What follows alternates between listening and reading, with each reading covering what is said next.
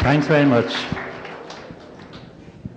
At this stage now, I can sing, and I don't usually forget my words, but an odd time it happens. I suppose it happens to everyone. But when I go say monologues, I get mixed up in the words, and I think it's better read them. At least you'll get the story. But when I was in London, the digs weren't very good. I was stopping in a house. It was a 4-storied house, and there was no door on it. There was no outside door on it. And the rule was it was run by a Mayo man. And when you came first week you were there, you were let into the room on your left. And there was no lock on that door either. And if you stayed there for a week, you were moved a little further. And if you stayed long enough, you'd end up above in luxury on the top. But in my case, I was in this room and there were 4 beds in it. And when you wake up in the morning, there'd be at least 6 fellas asleep on the floor, as well as the 4 lads in the bed. And it might sound funny now, but it wasn't funny, because these lads were all Irish lads. And the sad thing about it was a lot of them were married men that had left families here at home and went out there, and they fell on bad times, got too fond of drink, and they ended up in the gutter, if you like. But when I heard this monologue, it reminded me of those men, and it's called Men with Broken Hearts.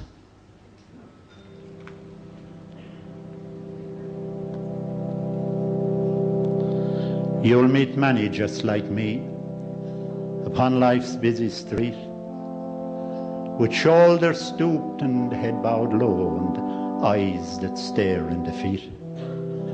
For souls that live within the past, for sorrow plays all parts, for a living death is all that's left for men with broken hearts. You have no right to be the judge, to criticize and condemn. Just think, but for the grace of God, it could be you instead of him. One careless step, one thoughtless deed, and then the misery starts. And for those who weep, death comes cheap to men with broken hearts. Oh, so humble you should be when they come passing by, for it's written that the greatest men never get too big to cry. Some were paupers, some were thieves, some were masters of the arts, but in their shame they're all the same, just men with broken hearts. You have never walked in that man's shoes, or saw things through his eyes, or stood and watched with helpless hand while the soul inside you dies.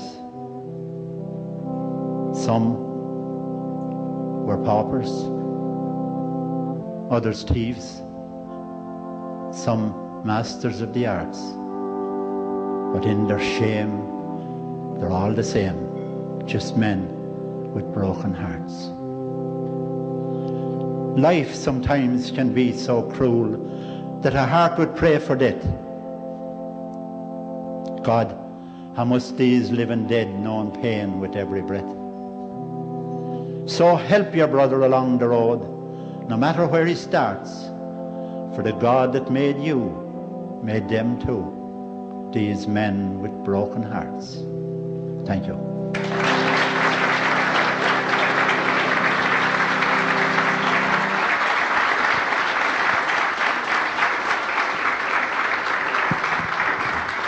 Now this next song is one of my favourite songs too, and judging by all the requests you hear for it on radio and everywhere else, it seems to be a favourite of others as well as me, and the song is called simply Michael.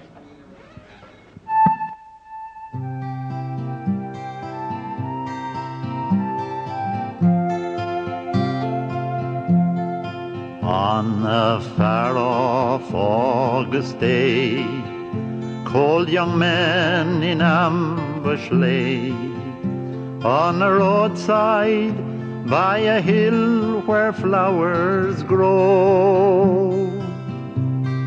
So much hate for one so young, who was right and who was wrong. Though 1,000 years may pass, we'll never know. Candles dripping blood, they placed beside your shoulder. Rosary beads like teardrops on your fingers. Friends and comrades standing by, in their grief they wonder why. Michael, in their hour of need, you had to go. When evening twilight gleams, gently fell the autumn rain. Oh, but you lay still and silent on the ground, as we hung our heads in prayer. In our sorrow and despair, we wondered, was it friend or foe who shot you down? Candles dripping blood, they placed beside your shoulder. Rosary beads like teardrops on your fingers. Friends and comrades standing by, in their grief they wonder why. Michael, in their hour of need, you had to go.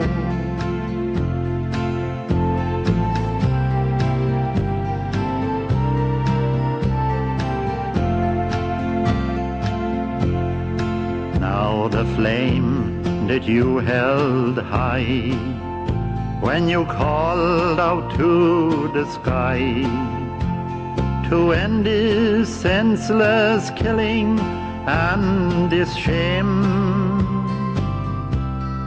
has now passed to other hands and is carried through the land by some not fit to even speak your name. Candles dripping blood, they placed beside your shoulder. Rosary beads like teardrops on your fingers. Friends and comrades standing by, in their grief they wonder why. Michael, in their hour of need, you had to go.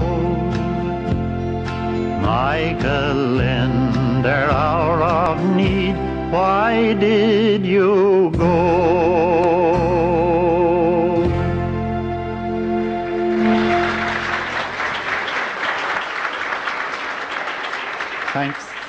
Thanks very much. Thank you. Now, this next song is a song I got only less than a month ago. It's a song about the Civil War, the Irish Civil War, and we hadn't a lot of songs about the Civil War. There must be a reason for that.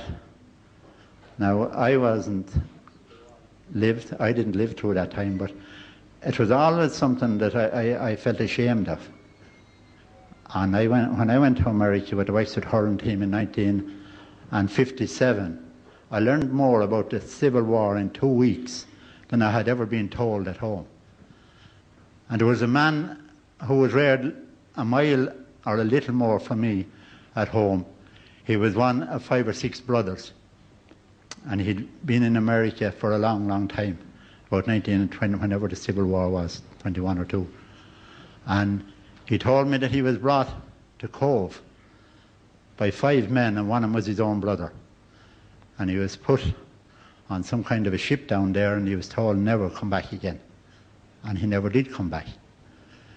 But He promised Tim Flood and myself, because he knew our parents and he was from that part of the country, and he said that he'd be back when he'd have his 2 children through college, and that was in 2 years. But we were only home a fortnight when we heard that that man was dead. He never came back to the country that he loved. So this song is called A Civil War Lament. It was written by Tom Williams, the same man as wrote Cú Chulain's Son, Civil War. The meadow grass has not been cut, the headlands overgrown, and from the woods of Gurteen Crin the pheasant cock has flown. The soft red apples lie despoiled on my mother's orchard ground, and the autumn sun, its short day done, casts shadows all around.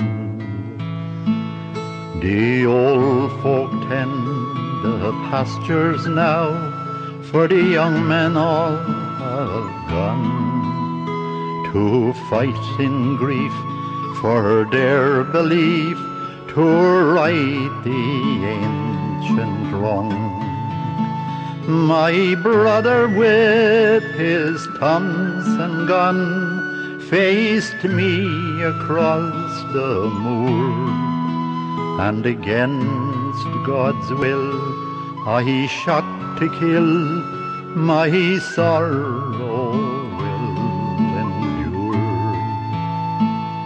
Oh, the crossroads where the dancing feet sent echoes down the lane are empty now, and many a brow is right with grief and pain. Oh, who will cross the wide divide and take my brother's hand? Oh, who was with him when he died near the Slaney's shifting sand? How can we heal the broken rifts that separate us now? For friend fought friend to the bitter end, can we smile again, and how? Can hate and fear of yesteryear diminish in our minds? Oh, the Civil War, what was it for? It broke the tie that binds.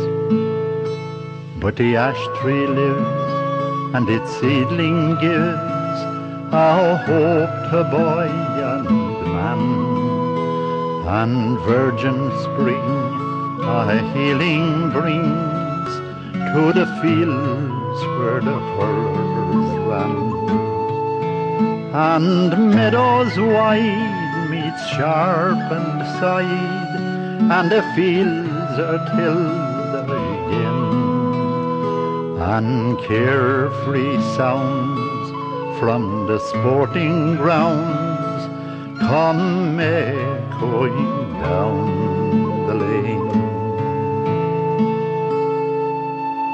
Thanks very much.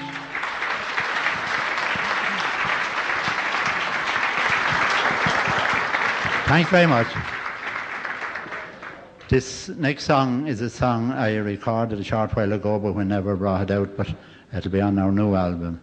And it's just called, before I say what it's called, I must admit that I didn't write it all now. There was a gentleman that a lot of people here would remember, Peter Kerwin, down from Game. And Peter wrote the bulk of this song, and I just brushed it up here and there, and I finished it. And Peter wanted me to record this years ago, and I didn't do it, but Peter's up in heaven now, and I know he's listening to me singing Wexford. The song is called Just Wexford.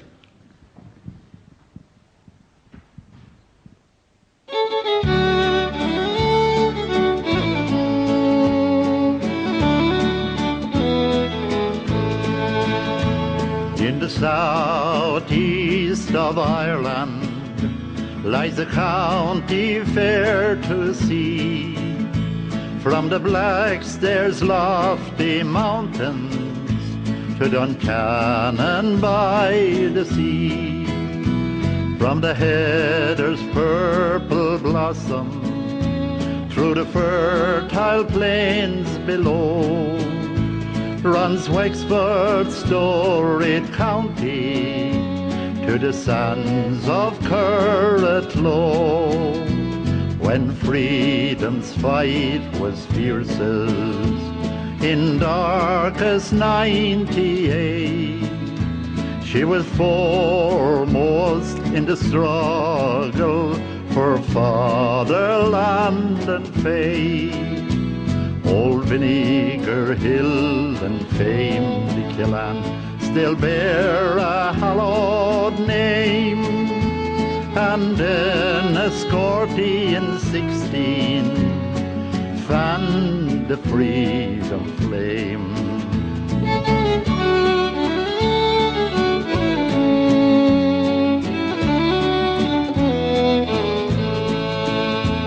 So today in this our peaceful land, just take a trip around from Bunclody by the Slaney across to Gorey town, from Kilmore's cozy harbour to Ferran's ancient sea, from Enniscorthy on to Wexford, and then no Ross to see.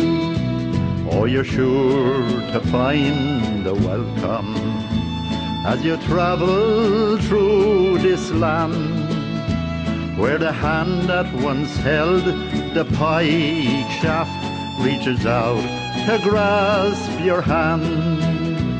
There's a blaze of firs and heather, such colour to behold. Sure, that's what makes it Wexford, the purple and the gold.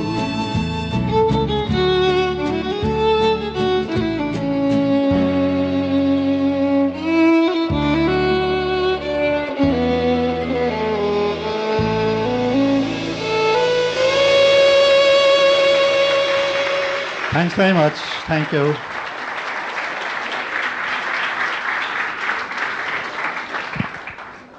No matter where I go, I'm asked to sing this next song. And it's something very special for me to sing it here. It goes back, brings me back to when I was a young lad.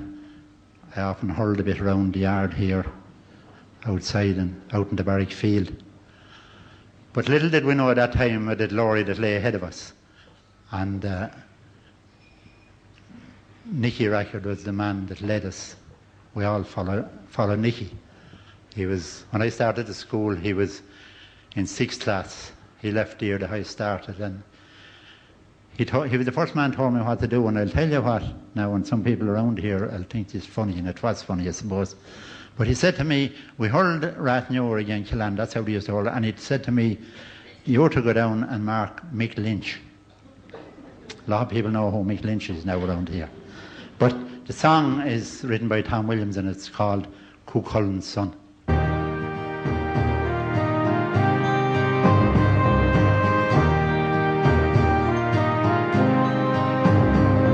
The challenge of an ancient game brought glory, glory to your name.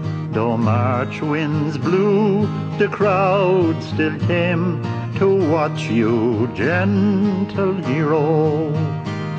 Through life's long march you made us proud, and many a voice from out the crowd called out your name aloud, aloud, an echo still resounding. And black stairs men who saw you then still speak of you in awe. On Corman's Green, where you have been, they tell of what they saw. We watched you on September fields, and lightning was the drive. You were the one, Cuchullin's son, in 1955. The hand that held a stick of ash, and the man who led with style and dash. Oh, Carrick-Tuathal felt the crash, and Bennett's Bridge and Turles. And when in later life you beat the devil on that lonely street, you taught us how to take defeat with dignity and courage. And black stairs men who saw you then still speak of you in awe. On Corman's Green, where you have been, they tell of what they saw. We watched you on September fields, and lightning was the drive. You were the one, Cuchullin's son, in 1955.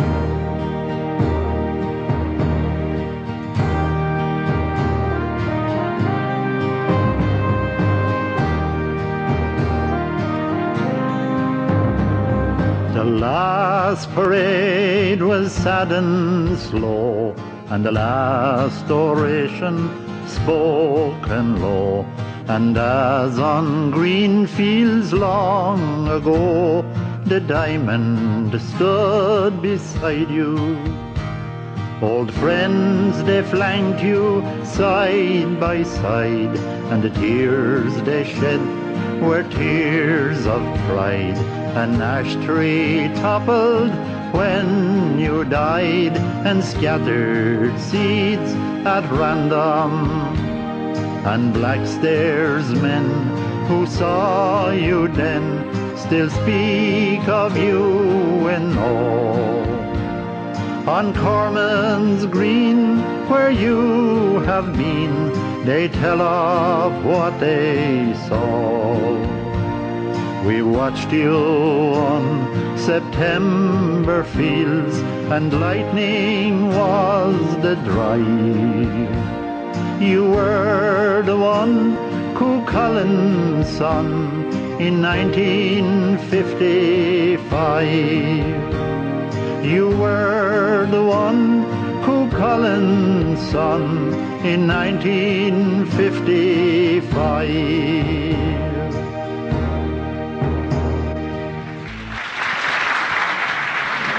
Thanks. Thanks very much. Now, Nicky had a brother that was he mightn't have been as great a leader, but he led on the field. Nicky led everywhere. He led in the dressing room and everywhere, but his brother Bobby was a quiet man. Most people here knew Bobby well, and I know him well. And he was one man that I had the greatest admiration for all my life. But I never had courage to tell him what I thought of him. And I just say to you people, if there's someone in your life, someone close to you, it could be a neighbour, or a friend, or a family member, someone, if whatever you think of him, tell him before they die. But when Bobby died, I wrote a few verses, and I tried to say what I thought of Bobby. And this song is just called Bobby. Tonight we stand in memory of a great one who is gone. Though our heads are bowed in sorrow now, great memories linger on. There are but few who really knew this shy and private man, a hurling prince, a gentle giant, Bobby Rackard from Killan. No wonder then our sorrow when the dreaded news had come. But maybe God had better things for his true and faithful son. The legacy you left behind lives on in Wexford still, when hurling men with heads held high go marching by the hill. Though the years have passed, great memories last, and we think of 54. I see you still like Blackstairs Hill, you stood in front of goal, when Ring and Co came rushing through like torrents from the Lee. With chapel low you stole the show, your courage was the key. Your help for friend and neighbour makes your memory greater yet. Your hurling skill and will to win are things we'll not forget. No films show, no video, but it's chiseled in the mind of the privileged few who saw and knew the best was now behind. God rest you, Bobby, it's over now. Tonight we'll say a prayer that you have found the peace you sought on earth while you were there. You left the greatest milestone ever written in a scroll, and may God in all his majesty have mercy on your soul.